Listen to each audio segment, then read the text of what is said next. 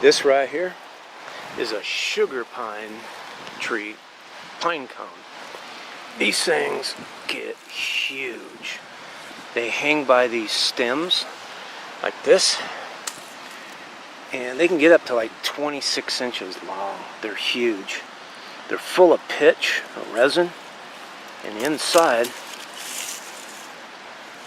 if you can get to them, they've got pine nuts that are edible. This is just a neat cone. I mean, this one's huge. I'm going to open it up, see if there's anything in there. Okay, I've got this one open.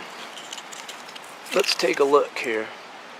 You could see this is where the seeds were. You could even see the outline of the wing.